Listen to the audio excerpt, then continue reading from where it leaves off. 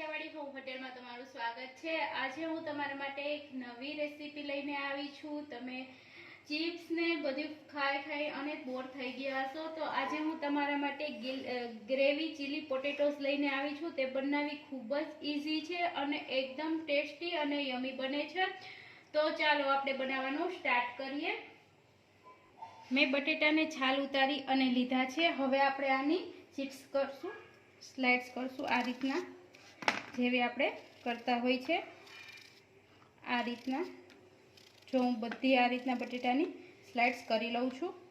આ રીતના મેં સ્લાઇડ્સ બધી કરી લીધી છે। હવે મેં ગરમ પાણી ગરમ કરવા મૂકી દીધું છે, એટલે એમાં એક ઉભરો આવશે, પછી આ બધી સ્લાઇડ્સ આપણે એમાં નાખી દેશું અને 2 થી 3 મિનિટ આપણે એને પકાવીશું।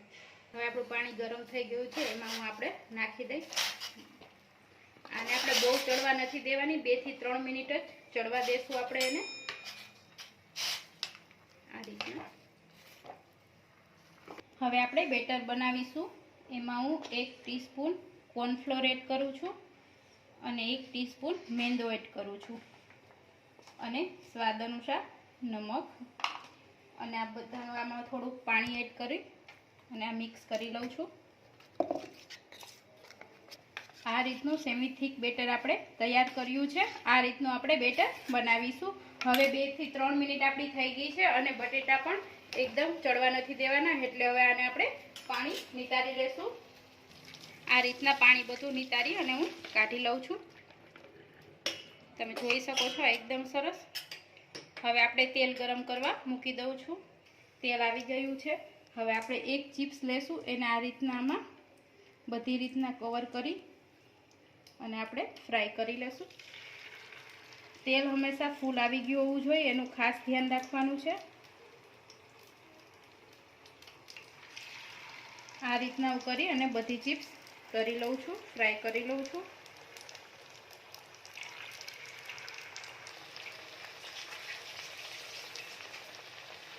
આ રીતની મેં બધી ફ્રાય કરી લીધી છે। હવે એને આપણે એકવાર ફેરવી લેશું અને બ્રાઉન રંગની થશે ત્યાં લગીને આપણે એને ફ્રાય કરીશું।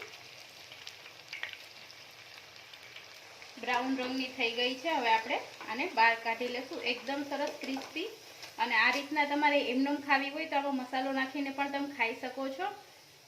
હવે હું આ રીતના બીજી બનાવી લઉં છું કરી, અને બાકીની બધી છે બધી તે હું તળી લઉં છું। જો મેં બધી એકદમ તળી લીધી છે અને એકદમ સરસ ક્રિસ્પી બની છે।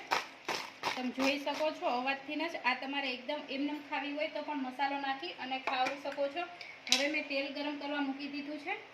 તેલ આવી ગયું છે, એમાં મેં લસણની આપણે એડ કરી દઈશું। ઝીણું સમારેલું લસણ છે તે એડ કરી દઈશું, ઝીણી સમારેલી કાંદા। હવે આને આપણે હલાવી લઈશું। 1 ટીસ્પૂન રેડ ચીલી સોસ આપણે એડ કરીશું, 1 ટીસ્પૂન સોયા સોસ, હવે ટમેટો કેચઅપ 1 ટીસ્પૂન। હવે આ બધું આપણે હલાવીશું।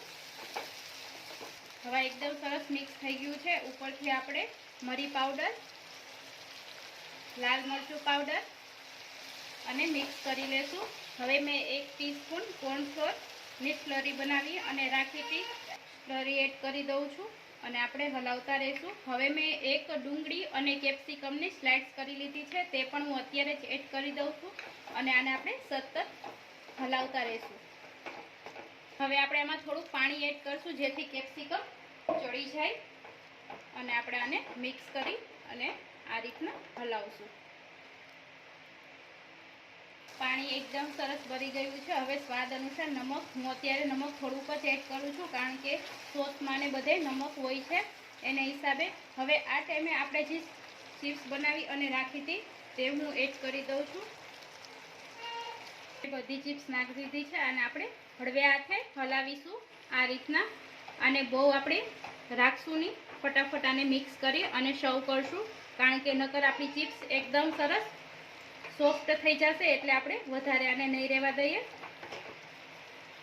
આ રીતના તમે જોઈ શકો છો એકદમ યમી અને ટેસ્ટી લાગે છે। હવે ઉપરથી આપણે કોથમીર એડ કરીશું।